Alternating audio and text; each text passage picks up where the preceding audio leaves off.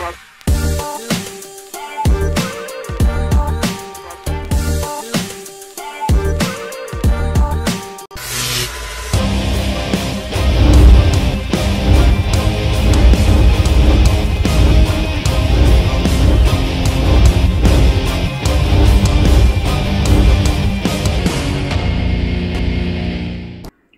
खास मेहमान में आपका स्वागत है।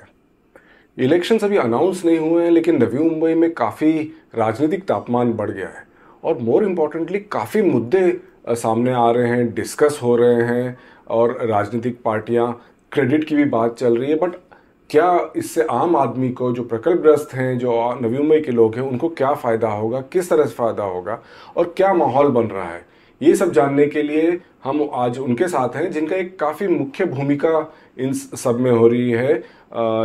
शिवसेना के उपनेता विजय नाहटा साहब, जो कि सिया के अध्यक्ष भी हैं एंड नवी मुंबई के म्युनिसिपल कमिश्नर रह चुके हैं। नाहटा साहब, बहुत बहुत स्वागत है आपका खास मेहमान में। धन्यवाद। और सर, बहुत कुछ ज़्यादा छा गए हैं आजकल। आप रोज़ रोज़ प्रोग्राम्स हो रहे हैं, लगातार एक के बाद अलग अलग टाइप के प्रोग्राम्स हो रहे हैं। क्या प्लान्स किस तरह से चल रहे हैं?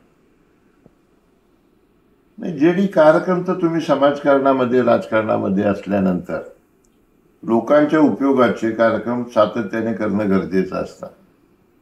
आणि तुम्ही मागची 10 वर्ष पाहत आहात, शहराच्या वेगवेगळ्या भागामध्ये आम्ही सातत्याने वेगवेगळ्या प्रकारचे कार्यक्रम करतो आहे। आता साहजिक आहे, निवडणूक जवळ आलेली आहे, निवडणूक लढवायची आहे, त्यामुळे त्याला थोडी जास्त गती देणं गरजेचं आहे आणि म्हणून थोडं स्पीडअप त्याला आम्ही केलेलं ही वस्तुस्थिती आहे आणि त्याला पब्लिकचा रिस्पॉन्स खूप चांगला मिळतो आहे, खूप चांगला पब्लिक रिस्पॉन्स मिळतो आहे। आणि चांगली कामं असल्यामुळे मीडियाचे जे लोक आहेत, तुम्ही सगळे लोक जे आहात, त्याला उचलून धरतात, त्याला प्रसिद्धी देत आहात आणि त्याच्यामुळे तुम्ही पाहिलं असेल इतर नेत्यांना आता आम्ही जे करतो ते सगळे बाकीचे लोकही करायला लागलेले, त्यामुळे लोकांचा फायदा होतोय। सर, इंटरेस्टिंगली वेगळे वेगळे सेक्शन्स चे प्रोग्राम तुम्ही करतात, टार्गेट करतात, त्याच्याबद्दल का? कारण महिला पण आहे, यूथ पण आहे याच्यात। नाही, कसं होतं बघा, आपण नाही म्हटलं तरी पूर्वी महिलांची भूमिका हा दुय्यम असायची आणि आता मात्र महिलेला पुरुषांच्या बरोबर येण्यासाठी थोडं प्राधान्य दिलं जातं। आणि विजय नाहटा फाउंडेशनची महिला विंग जी आहे, त्या महिला विंगमध्ये 3200-3300 महिला ह्या फॉर्म भरून, पैसे भरून सदस्य झालेले आहेत।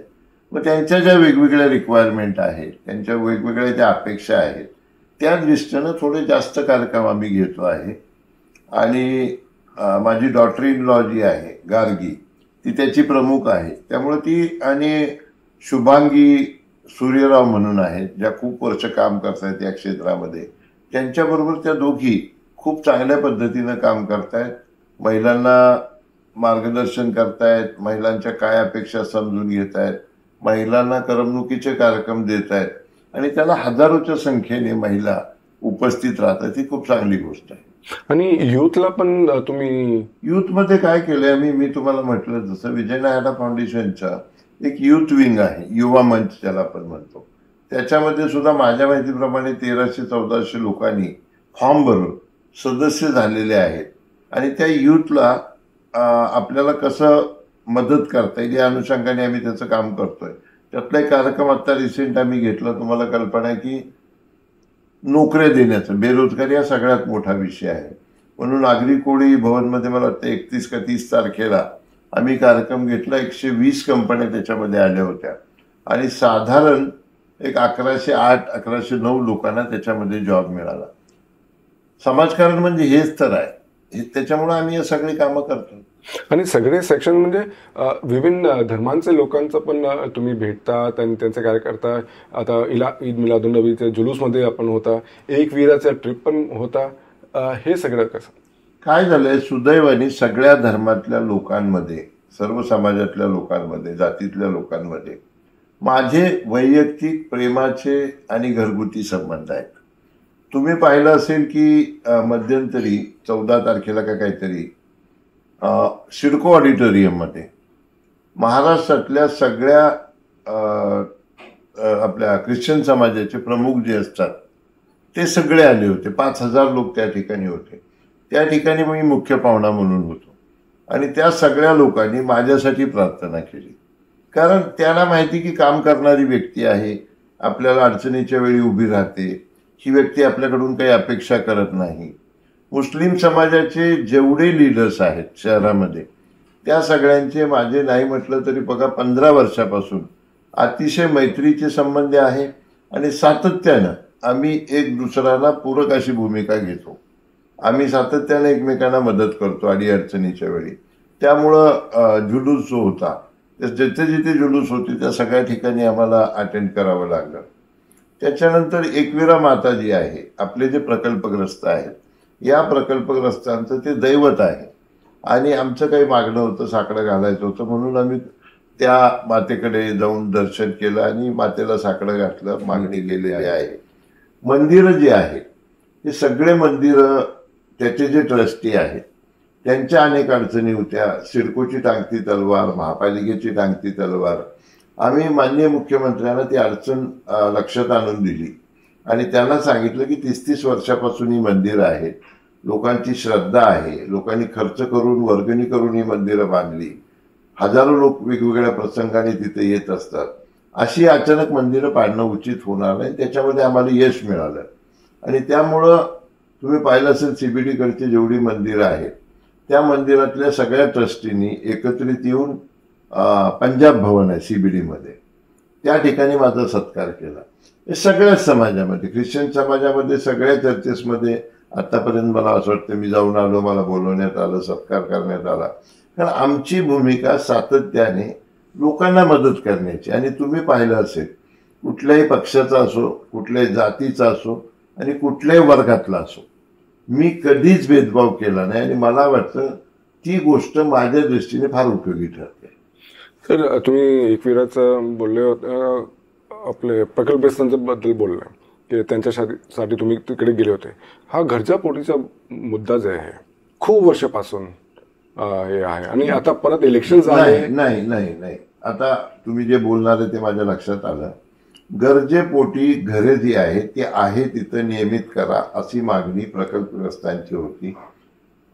एकनाथजी शिंदे साहेब अर्बन डेव्हलपमेंट मिनिस्टर होते आणि त्यावेळी खूप बैठका झाल्या आमच्या पक्षामध्ये जे प्रकल्पग्रस्त लोकांचे नेते आहेत त्या सगळ्यांबरोबर किमान 8-10 बैठकी झाल्या. एक एक मुद्दे चर्चा होऊन एक GR निघाला, त्याच्यामध्ये अमेंडमेंट आली.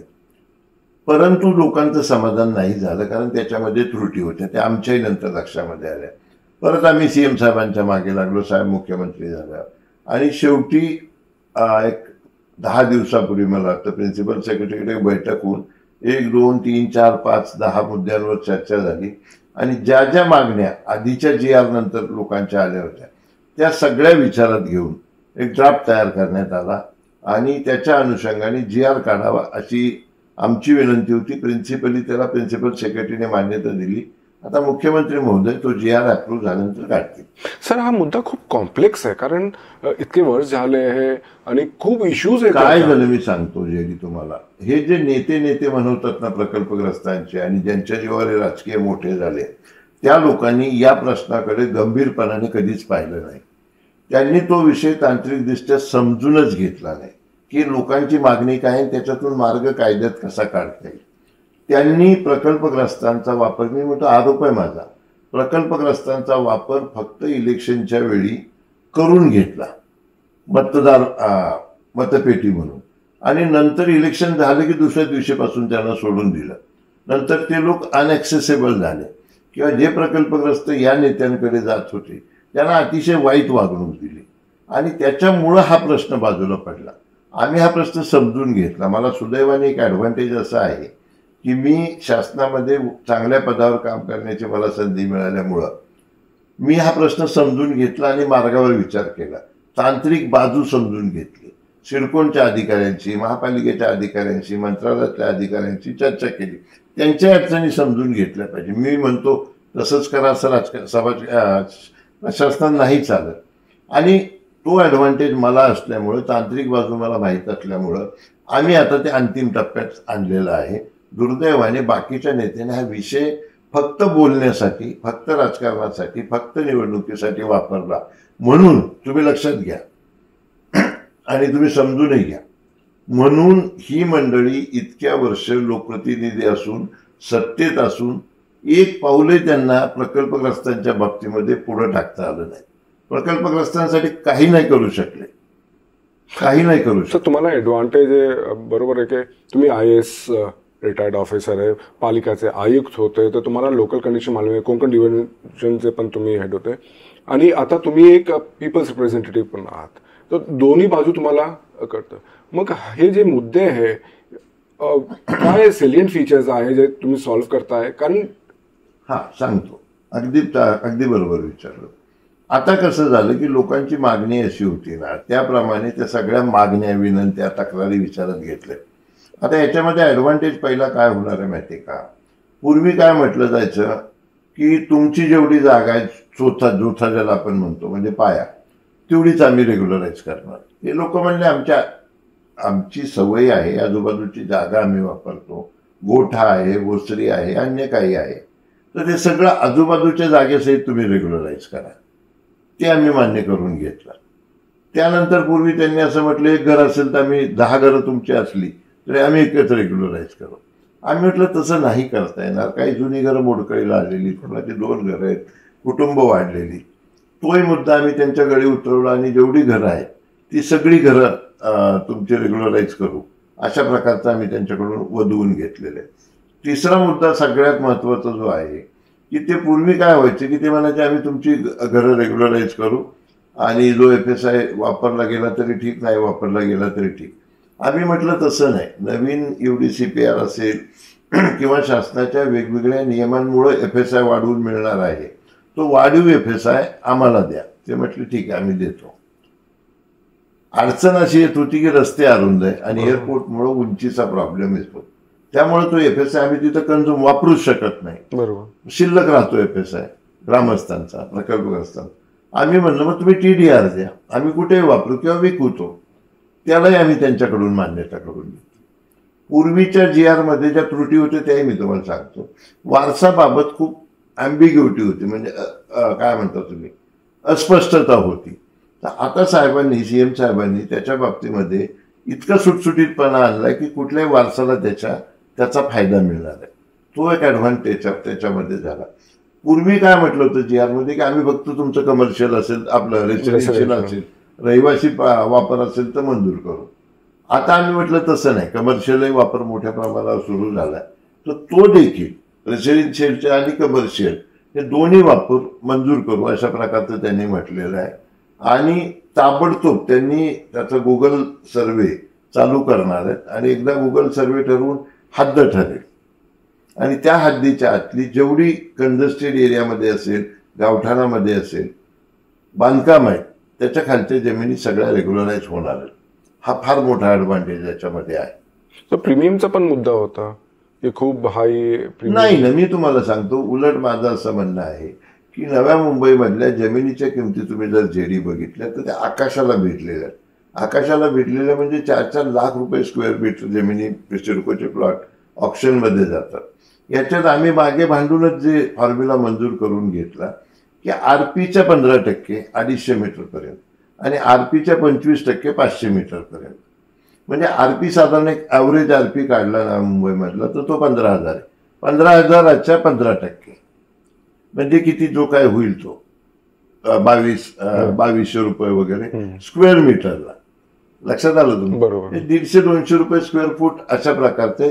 200 रुपये स्क्वेअर फुटात आज काहीच मिळत नाहीये. त्यामुळे ते आणि ते मान्य आहे. प्रकल्पग्रस्तांचे आमचे जे नेते होते त्यांना माहिती की तो रेट एकदम रिझनेबल आहे, त्याच्यामुळे त्याच्याबद्दल कोणाची तक्रार नाही. आणि TDR मिळणार असल्यामुळे त्याच्यात आर्थिक फायदा होणार आहे. या सगळ्या गोष्टी, म्हणजे सगळ्याच गोष्टी माननीय मुख्यमंत्र्यांनी सूचना देऊन अभ्यास करून अर्बन डेव्हलपमेंट डिपार्टमेंटला सांगितल्यामुळे त्याच्यावर चर्चा होऊन आमचे खासदार जे आहेत आपले मस्के साहेब आणि आम्ही सगळे बसलो आणि हे सगळे विषय मार्गी लावले आणि आता CM साहेबांनी त्याला अप्रूव्हल द्यायचं.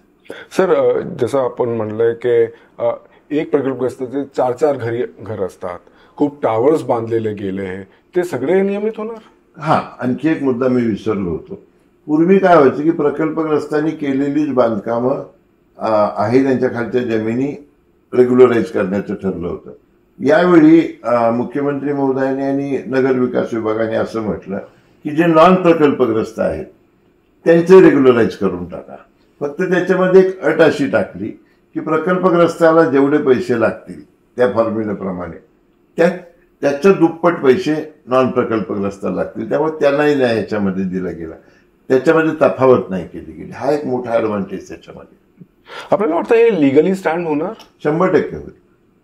100% होईल. मी तुम्हाला सांगतो. कारण परत कोणी कोर्टात नाही ना, काय करणार त्याच्यामध्ये. कायद्यात एकदा शासनाने पॉलिसी केली, कायदा केला आणि त्याप्रमाणे काम केलं तर त्याच्यामध्ये काही प्रॉब्लेम येत नाही. सर जसं मी अगोदर सांगितलं होतं की आता तुम्हाला एक मी सांगतो. आता काय झालं की आम्ही हे सगळं शिवसेनेच्या माध्यमातून केलं. मी त्याच्यामध्ये लीड केला, म्हस्के साहेबांनी लीड केलं. त्याच्यामुळे काही लोकांच्या पोटात दुखायला लागलं. त्यांना असं वाटायला लागलं की प्रकल्पग्रस्तांची कामे शिवसेना करते, नाटासाहेब करतायत, आपलं कसं होणार. आपण इतके दिवस काय केलं नाही, लपवावं लागेल. म्हणून मग आता श्रेयाची लढाई सुरू झाली. आम्ही गेलो होतो, आम्ही पत्र दिली होती. ही जी यांची सवय आहे ना, पत्र द्यायची, फोटो काढायचे, वर्तमानपत्रात आणायचे आणि घरी झोपायचं, ते लोकांच्या लक्षात आलेले. त्यामुळे ग्रामस्थ सगळे प्रकल्पग्रस्त आहेत त्यांच्या लक्षामध्ये आलं की आपले नेते हे फक्त निवडणुकीपुरते आपल्याकडे येतात. निवडणुकीमध्ये निवडून आल्यानंतर त्याचा फायदा फक्त आणि फक्त त्यांच्या कुटुंबामधल्या लोकांना पदं देण्यासाठी, कुटुंबाची आर्थिक परिस्थिती सुधारण्यासाठी, मोठ्या प्रमाणावर पैसे मिळवण्यासाठी करतात. लक्षात आलं तुमच्या. आणि ते लोकांच्या लक्षात आल्यामुळं काही नेते मंडळी अस्वस्थ झालेले आहेत. पण सर तुम्ही म्हणतात सीएमशी तुम्ही भेटलं केलंय, पण गणेश नाईक पण हेच म्हणताय की मी सीएम साहेबांना भेटलो. मंदाताई पण म्हणतात की मी भेटले होते आणि तुम्ही म्हणता की बाबा आदमच्या जमान्यात माझं भेटले. तर म्हणणं असं आहे, मग जेडी मी तुम्हाला विचारतो, एवढं जर तुम्हाला कळवळा होता प्रकल्पग्रस्तांचा, तुम्ही इतक्या वर्ष राजकारणात इतक्या पदांवर राहिला जे अन्य ठिकाणी कुठेही नाही, तुम्ही एकही पाऊल पुढं का नाही पडलं? कारण तुम्हाला तांत्रिक बाजूच माहीत नाही. आणि दुसरा माझा आरोप आहे की तुम्हाला प्रकल्पग्रस्तांना न्याय देऊन हा विषय संपवायचा नव्हता. कारण हा विषय संपला असता तर मतदानामध्ये अडचण आली असती. आणि म्हणून हा प्रश्न जिवंत ठेवला असा माझा आरोप आहे. पण आता मंदाताई तर खूप नाराज आहे. तुम्ही बोलले की बाबा आदमच्या जमान्यात गेले, त्यांच्या म्हणणं की 15 महिन्यापूर्वीच गेली होती मी आणि सगळं डिसाईड झालं होतं. त्यांच्याकडून झालं नाही. अरे बाबा, जेडी 15 महिने का 6 वर्ष का 10 वर्ष सोडून द्या, त्यांच्याकडून झालं नाही, आमच्याकडून होत आहे, होणार आहे. ही वस्तुस्थिती सूर्यप्रकाश इतकी स्वच्छ आहे आणि ते प्रकल्पग्रस्तांना पटलेलं. त्यांना काय म्हणायचं ते म्हणू द्या. सर नक्की होईल? 1000% होईल. कधीपर्यंत? माझा अपेक्षा या आठवड्यामध्ये व्हायला पाहिजे. GR निघेल? 100% निघेल. मुख्यमंत्री जे आहे ना, तुम्ही पाहिलं असेल या मुख्यमंत्र्यांनी 2.5 वर्षामध्ये जेवढी कामं केली ती मागच्या 25 वर्षामध्ये झाली नाही. त्यामुळं कालही रात्री आम्ही परत भेटलो. त्यांनी सांगितलं की आपण करतोय तात्काळ. कालच रात्री 12 वाजता आम्ही भेटलो. मुख्यमंत्री हायगाई नाही करत.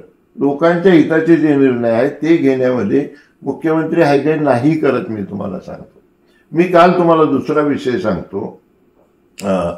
सिडको प्रत्येक फ्लॅट धारकाकडून प्रत्येक ट्रान्सफरच्या वेळी ट्रान्सफरवर येतो. हे एक लास्ट प्रश्न याच्यावर. कालच सगळे बीजेपीचे MLA वगैरे सगळे गेले होते मंत्रालयात, गुप्ता साहेबांना भेटले वगैरे आणि त्यांचं म्हणणं आहे की आम्ही सगळं केलंय याच्याबद्दल. अरे जेडी तुम्हाला मी सांगतो हे चुकीचं आहे. हे पत्र देणे, फोटो काढणे आणि पब्लिसिटी करणे ना, हे याला लोक आता नाही फसत. लोक हुशार झालेले, प्रत्येक गोष्ट लोकांना कळायला लागलेली. जेव्हा हे मंत्रालयात गेले ना परवा, त्याच्या आधी 2 दिवस 3 दिवस फाईल मुख्यमंत्र्यांकडे गेलेली. प्रधान सचिवांकडे फाईल नव्हती. तुम्ही जाऊन तारखा बघा, मी तुम्हाला सांगतो. पण हे त्यामुळे त्यांचं कॉन्ट्रीब्युशन करण्याचा प्रश्नच येत नाही. जी गोष्ट ऑलरेडी घडलेली, तुम्ही जाऊन काय केलं तिथे? आम्ही हजर आहे, तुम्ही पत्र आम्हाला द्या, एवढी त्यांच्याकडे मागणी केली. ही वेळ का आली तुमच्यावर? कारण तुम्ही प्रकल्पग्रस्तांसाठी काहीच केलं नाही. पण तुमचे मित्रपक्ष सर, महायुतीचे, हे बघा, मित्रपक्षाचा प्रश्न नाही. राजकारण हा विषय वेगळा आहे, लक्षात घ्या तुम्ही. जर आम्हाला राजकारणच करायचं असतं तर आम्ही आमच्या 29 गावापुरतंच भांडलो असतो. आम्ही 95 गावांसाठी हा निर्णय करून घेतोय. त्याच्यात आम्हाला राजकारण नाही आणायचं. ज्या लोकांच्या जीवावर ही नवी मुंबई उभा राहिली, ज्यांनी जमिनी दिल्या, त्यांना न्याय देण्याचं पुण्य आम्हाला पदरी पाडून घ्यायचं. हेच झालं प्रकटग्रस्तांचा. आता आपण म्हटलं ट्रान्सफर चार्जेस, सिडको पण एक खूप आता नवीन चेअरमॅन पण आले, पण सिडकोचे हे ट्रान्सफर. आता मी तुम्हाला 2 गोष्टी सांगतो. पहिली गोष्ट अशी की आम्ही सातत्याने आमची मागणी की सगळ्या जमिनी आता फ्री होल्ड करा. आता झालंय, खूप झालं. हे पण खूप वर्षापासून चाललंय. खूप वर्ष अजून ते झालं नाही. मीनवाईल आता काय होतं बघा, कुणी फ्लॅटची खरेदी विक्री मोठ्या प्रमाणावर नव्या मुंबईत होते आणि प्रत्येक वेळी सिडकोला हस्तांतरण फी भरावी लागते, ज्याला तुम्ही ट्रान्सफर चार्जेस म्हणताय. दुर्दैवाने काय होतं, लोक पैसे भरायला तयार असतात, पण तिथे इतके हेलपाटे मारावे लागतात, त्याच्यामुळे माणसाला प्रचंड मनस्ताप होतो, वेळ जातो आणि पैसे जातात. म्हणून आम्ही आता आग्रहाची भूमिका घेतलेली की हस्तांतरण शुल्क हा, माझ्या शब्दामध्ये मी जिजिया कर म्हणेल त्याला, तो बंद करा. सगळ्याच पक्षाचे, तुम्ही राजकारण म्हणता, युतीचे लोक म्हणता. काल माझ्याबरोबर माझ्या नेतृत्वाखाली एक शिष्टमंडळ आम्ही रात्री 12 वाजता सीएमना भेटलो. त्याच्यामध्ये बघा चौधरी साहेब होते, जे हाऊसिंगचे संचालक आहेत, हाऊसिंगची जे फेडरेशन आहे त्या हाऊसिंग फेडरेशनचे अध्यक्ष म्हात्रे साहेब होते. बीजेपीचे व्यापारी सेनेचे अध्यक्ष आहेत, मला वाटतं जोशी साहेब होते. सतीश होतं, सतीश निकम जे भाजपच्या कुठल्या पदावर आहेत, सतीश निकम होता आणि अन्य 1-2 त्यांचे सहकारी होते. ही सगळी मंडळी माझ्याकडे आली, 8-10-15 दिवसापासून माझ्याकडे येत आहेत, आमचा पाठपुरावा करतायत. त्यांचं म्हणणं होतं, नाटासाहेब कसं करून सीएम साहेबांना हा विषय तुम्हीच कन्व्हिन्स करू शकता, दुसरं कोणी कन्व्हिन्स करू शकत नाही, कारण तुम्हाला ही बाजू समजते, तांत्रिक बाजू समजते, तुम्ही तळमळीने काम करता. म्हटलं या. मी त्यांना घेऊन सीएम साहेबांकडे गेलो. सीएम साहेबांना समजून सांगितलं, तुम्हाला मी फोटो पाठवतो, की साहेब कायद्याप्रमाणे ही घेताच येत नाही. आणि मुंबई हायकोर्टाचा जो निकाल झालेला 22 साली, की काही तारीख मला आठवत नाही, त्यांनी असं म्हटलं की फ्लॅट धारक जो मालक आहे तो शेअर होल्डर आहे आणि शेअर फक्त ट्रान्सफर होतो, त्यामुळे तुम्हाला ही फी लावताच येत नाही, अशा प्रकारचा निर्णय त्यांनी दिला. मी म्हटले बेकायदेशीर आहे. त्यानंतर साहेबांनी ताबडतोब, सिडकोचे आमचे नवीन चेअरमन झालेले आहेत, त्यांना बोलवलं. आम्ही एका मिटिंगमध्येच होतो सगळे बरोबर सीएम साहेबांबरोबर, आणि त्यांना सांगितलं की हे म्हणतात त्याच्यामध्ये तथ्य दिसतं आहे, ताबडतोब अभ्यास करून याच्यात निर्णय घ्या आणि नव्या मुंबईतल्या लोकांना, नागरिकांना हे म्हणतात तशी मदत करा. कालच रात्री 12 वाजताची गोष्ट आहे. हे पण आपल्याला वाटतं की 1000% होईल, 1000% होईल. मी तुम्हाला सांगतो, आम्ही त्याच्यामध्ये एकदा लक्ष घातलं ना की मग आम्ही विषय संपेपर्यंत मागे सरकत नाही. एक वेळा तो आपण बीजेपीचे आमदारांची भांडतात आणि दुसरी वेळा बीजेपीचे पदाधिकारी लोक माझ्याकडे आले, ते म्हटले की आम्ही सगळ्यांकडे गेलो, पण साहेब तुम्ही ज्या पद्धतीने विषय समजून घेता, पाठपुरावा करता, सीएम साहेब तुमचं ऐकून घेतात, तर तुम्ही आमच्याबरोबर, तुमच्या नेतृत्वाखालीच आम्हाला यायचं आहे. म्हटलं चला. आणि मी तुम्हाला सुरुवातीला म्हटलं, तेव्हा कुठला पक्ष आहे, कुठली जात आहे, कुठल्या भागात राहतो, हा विचार मी कधीच करत नाही. नाहीतर मी त्यांना नेलं नसतं, मी कागद घेतले असते, मी त्याचं क्रेडिट घेतलं असतं. पण त्यांनी आपल्या बीजेपीच्या नेत्यांना काय नाही घेऊन गेलं, मला माहित नाही. हे बघा, माणसं सुद्धा क्षमता बघत असतात की काम करून घेण्याची क्षमता कुणाची आहे. आणि आज तुम्ही नव्या मुंबईमध्ये कुणालाही विचारा, रोज 200-300 लोक येऊन त्यांची वेगवेगळ्या प्रकारची कामं माझ्याकडे सांगत असतात. मग ते तुमच्या महापालिकेतले बालवाडी सेविका असो, टेम्पररी कर्मचारी असो, अधिकारी परमनंट असो, किंवा इलेक्ट्रिसिटीची कामं असो, सिडकोची कामं असो, पोलीस स्टेशनची कामं असो, 200-300 लोक रोज येतात. कारण लोकांमध्ये ही एक भावना झालेली की नाटासाहेब IAS अधिकारी होते, त्यांच्या ओळखी आहेत, लोक त्यांचं ऐकतात, त्यांना विषय समजतो आणि ते प्रत्येक माणसाला चांगली वागणूक देतात. ही एक भावना लोकांच्या मनामध्ये झाली. मला त्रास होतो त्याचा वेळेच्या अभावी, परंतु ते मी तुम्हाला म्हटलं तसं ते पुण्य आम्हाला पदरी पाडून घ्यायचं. आणि ब्युरोक्रेसीचे पण आपले कॉन्टॅक्ट, ब्युरोक्रेसीमधले 100% लोक मला मदत करतात, कारण आम्ही बेकायदेशीर काही सांगत नाही, आम्ही टक्केवारीचा कुठला धंदा करत नाही, आम्ही दलाली करत नाही, आम्ही रिडेव्हलपमेंटमध्ये खंडणी मागत नाही, आम्ही आमच्या घरातल्या लोकांसाठी काही प्रॉपर्टी खरेदी करत नाही, मागत नाही त्याच्यामध्ये हिस्सा. त्यामुळं ब्युरोक्रेसीमध्ये माझं एक आदराचं स्थान आहे, हे मी तुम्हाला सांगतो. आणि एकदा फोन केल्यानंतर होणारं काम असेल तर दुसरा फोन करावा लागत नाही. आम्ही कधी अधिकाऱ्यांना शिवीगाळ करणं, अधिकाऱ्यांना दमदाटी करणं, अधिकाऱ्यांना चार चौघामध्ये अपमानित करणं आम्ही करत नाही. कारण आम्हाला माहीत असतं की अधिकाऱ्यांच्याही काय अडचणी, नियमाच्या अडचणी आहेत, त्या विचारात घेतो. त्यामुळं नव्या मुंबईमधले सगळे कर्मचारी हे माझ्याकडे, तुम्हाला वाटेल मी गर्विष्ठ आहे, आदरानेच बघतात. फ्री होल्ड कधी करतात? काय फ्री होल्ड आता पाठपुरावा करतो. कसं होतं की आता अनेक गोष्टी, सगळ्या गोष्टी आम्ही काहीतरी काय म्हणतात शेख चिल्ली सारखं काहीतरी किंवा मुंगेरीलाल की हसीन सपने सारखं मी काही बोलणार नाही. आम्ही हा दोन्ही विषय संपल्यानंतर त्याच्या मागे लागतो. सर, आणखी एक मुद्दा आहे 14 गावचा. ते मर्जरचा नोटिफिकेशन आला आहे, पण नवी मुंबई पर खूप भार पडणार नाही. त्याच्यात माझी तरी व्यक्तिगत स्पष्ट भूमिका अशी आहे आणि आमचं म्हणणंही तसं आहे शासनाला की या 14 गावांचा विकास करण्यासाठी जो पैसा लागेल, काय 1000 कोटी असेल, 200 कोटी असेल, 5000, ते पैसे शासनाने द्यावे. त्या माध्यमातून विकास करावा आणि त्यांना मग ऑन पार आणावं आणि मग त्यानंतर खर्च महापालिकेने करावा. सर, आता पॉलिटिकल जे चाललंय इकडे अपोजिशन नाही आहे, पण तुमच्या आपसात खूप चाललंय. आपण दावेदार आहे बेलापूरसाठी, मंदाताई सिटिंग MLA आहे, संदीप नाईक पण. आमच्यात सोडा, तुम्ही महायुतीचं मला विचारता. बेलापूर मतदारसंघामध्ये भाजपचे आमदार आहेत आणि तिथे तिकीट कोण मागताय? भाजपचे अध्यक्ष तिकीट मागताय. आमच्यात वाद सोडून द्या, आम्ही वेगळा पक्ष आहे.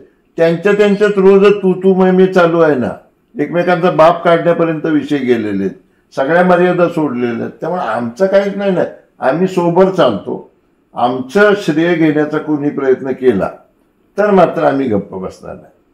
तुम्ही हे बघा, मंदाताईंनी हॉस्पिटलचा काहीतरी विषय मार्गी लावला, कधी होईल काय होईल मला माहित नाही. आम्ही एक शब्दाने बोललो का? मग हा विषय प्रकल्पग्रस्ताचा जेव्हा नाटा पूर्ण तडीस नेत आहे, त्यांना आनंद व्हायला पाहिजे ना की बाबा आपल्या प्रकल्पग्रस्तांना नाटाचाला त्याच्या अनुभवाचा उपयोग करून फायदा होतोय. अरे तुम्ही लगेचच मी केलं हे नाही ना चालणार. थ्रेट वाटतंय काय कुणाला? त्यांना 100%. कारण मी तर तिकीट मागतोच आहे. माझं म्हणणं असं आहे की नवी मुंबई शहर ज्या पद्धतीने वाढणार आहे, एअरपोर्ट शेजारी अटल सेतू आलेला आहे, वॉटर ट्रॅव्हल आहे, मॉल्स येत आहेत, हॉटेल्स येत आहेत, त्यामुळे ज्या पद्धतीने नवी मुंबई शहर वाढणार आहे त्याच्यात ज्या अडचणी येणार आहेत त्या अडचणी समजून घेणं आणि त्याच्यावर इलाज इन अँटिसिपेशन ॲडव्हान्समध्ये करणं, त्याची स्ट्रॅटेजी ठरवणं, या गोष्टीचा अनुभव मला 33 वर्ष नोकरीत असल्यामुळं कुणाही पेक्षा जास्त आहे असं माझं म्हणणं आहे. किंबहुना मी असं म्हणेन की माझ्या जागी कुणीही असतं तरी त्याला तेवढा अनुभव आला असता. आणि म्हणून मला असं वाटतं की नव्या मुंबईसाठी मी हा बेटर लोकप्रतिनिधी राहील. तुम्ही परत म्हणा गर्विष्ठ म्हणा काही म्हणा, पण ही वस्तुस्थिती आहे. सर, चला आपण केपेबल आहात, पण आपल्याला तिकीट कसं भेटेल? कारण त्यांचा सिटिंग MLA बीजेपी देतील ना, तसं काही नसतं. आता तुम्ही पहिला आढळरावला राष्ट्रवादीचं तिकीट दिलं, आमच्या रामटेकला आमचा कॅन्डिडेट सोडून काँग्रेसमधला माणूस आणला आणि बीजेपीने तिकीट द्यायला लावलं. कोल्हापूरची जागा होती, आघाडीमध्ये तसंच झालं. कोल्हापूरची जागा असेल, अमरावतीची जागा असेल, रामटेकची जागा असेल, ओरिजिनल पार्टीचं सोडून दुसऱ्या पार्टीला तिकीटं दिली. राजकारणामध्ये असं काही नियम नाही आहे ना. आणि दुसरं असं आहे की एक नेहमी लक्षात घ्या तुम्ही की परिवर्तन हा निसर्गाचा नियम आहे. एकाच माणसाला तुम्ही किती वेळा देणार? असं काय घराणेशाही आहे का की हे राजे गेले मग ते सुपुत्र आले मग राजकुमार आले? आता तो जमाना गेलेला आहे. घराणेशाही नाही आणि एकच चेहरा परत यायला पाहिजे. आता लोक कंटाळतात, लक्षात घ्या तेच ते चेहरे बघू. आणि लोकांना नव्या मुंबईतल्या परिवर्तन पाहिजे, म्हणून मला तिकीट मिळेल अशी माझी खात्री. सर, बीजेपी मध्ये मंदाताई, संदीप नाईक, आता रामचंद्र घरत पण साहजिक आहे. बघा, जी माणसं कुणी राजकारणामध्ये काम करतात त्यांना साहजिक आहे असं वाटणं मला आमदारकीचं तिकीट मिळावं, नगरसेवकाचं तिकीट मिळावं. राजकारणामध्ये आमच्या सगळ्याच आपल्याला वाटतं की बीजेपी सोडणार सीट आणि शिंदे साहेब ह्याच्यासाठी हट करणार. आता हे बघा, राजकारणामध्ये त्यावेळी जी परिस्थिती निर्माण होईल त्या परिस्थितीमध्ये तशी पावलं राजकारणामध्ये उचलावी लागतात. ते काय 2x2 4 राजकारणामध्ये नाही होत. जशी परिस्थिती येईल तसं पाहू ना. सर, एक अनदर इंटरेस्टिंग थिंग आहे की सगळ्यांचं म्हणणं आहे की संदीप नाईक आहेत, मंदाताई आहेत, आपण तिकीट नाही भेटली की इंडिपेंडेंट लढणार किंवा दुसरी पार्टी जॉईन करणार असं आपल्याला. तुम्हाला मी जेडी सांगू का, ही परिस्थिती महाराष्ट्रातल्या जवळजवळ 80% मतदारसंघामध्ये.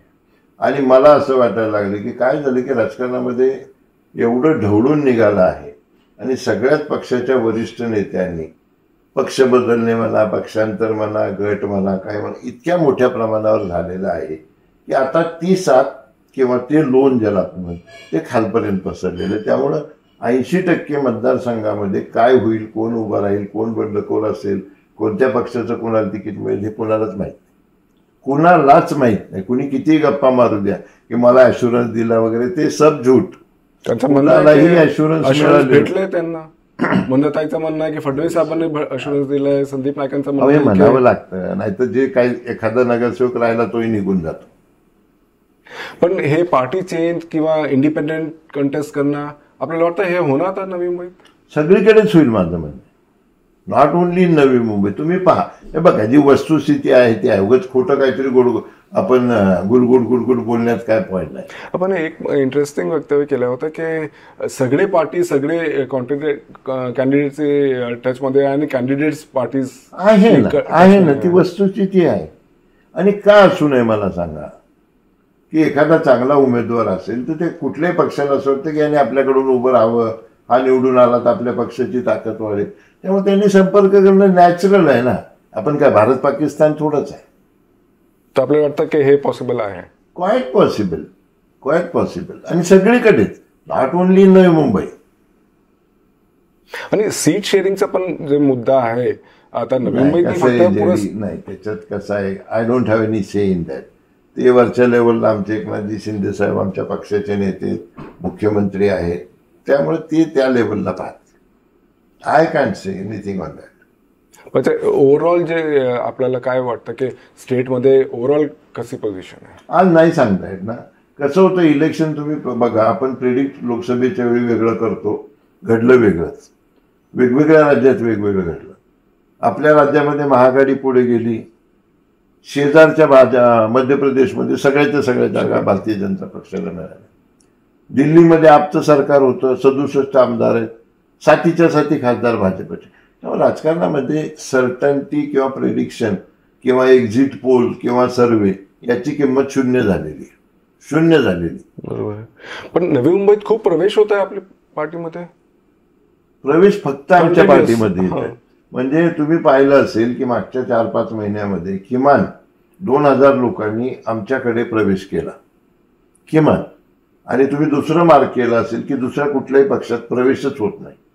ते आमच्या दृष्टीने आम्ही करत असलेल्या कामाची, आम्ही लोकांना देत असलेल्या सर्व्हिसची ती पावती आहे. पण रिझन काय वाटतं? मी तुम्हाला मगा म्हटलं तसं लोकांचा माझ्यावर विश्वास बसायला लागला की ह्या माणसाजवळ आपल्याला जाता येतं, बसता येतं, बोलता येतं, अडचण सांगता येते. यांना काम सांगितलं तर अधिकारी ताबडतोब यांचं काम ऐकतात, आपला फायदा होतो, आपलं काम होतं, आपली बदली होते, जे काय असेल ते. हा विश्वास मी क्रिएट करण्यामध्ये यशस्वी झालो असं मला वाटतं. आपल्याला काय वाटतं की हे कधीपर्यंत सगळं डिसाईड होणार? कारण महाविकास आघाडीची फ्रँकली सांगू का तुम्हाला जेडी, मागच्या वेळेचा अनुभव विचारात घेता मला असं वाटतं शेवटपर्यंत चालेल. कुणी काही म्हणू, कुठलाही मुहूर्त देऊ, हे शेवटपर्यंत चालेल. महाविकास ही अडचणी आहे ना त्यांच्या. महाविकास आघाडीमध्ये बघा, तुम्ही लोक आले तर त्यांचा महाविकास आघाडीमध्ये सन्माननीय बाळासाहेब थोरात म्हणले की काँग्रेसचा मुख्यमंत्री असेल. संजय राऊत साहेब म्हणले ते मोठे भाऊ वगैरे काही नाहीयेत. पटोले म्हणले संजय राऊतांचं ऐकू नका. म्हणजे प्रत्येक पक्षामध्ये चालूच नाही. पण नवी मुंबईत ती कॅन्डिडेट फायनलाइज नाही करू शकत ना, कारण कोण येणार आहे त्यांच्या पाठीत. अगदी बरोबर. मी म्हटलं ना, महाराष्ट्रामध्ये सगळीकडेच ही परिस्थिती. हे सस्पेन्स शेवटपर्यंत चालू राहील. सर, आणखी एक आहे की बेलापूर वर सगळ्यांची नजर कशासाठी? आपल्याला असं वाटतं आपला रुपया आपल्या ऐरोलीमध्ये कोण बोलतच नाही.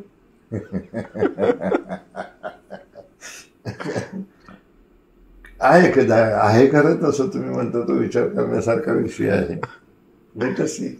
ठीक आहे. इन कन्क्लुजन मध्ये सर काय म्हणायचं आहे?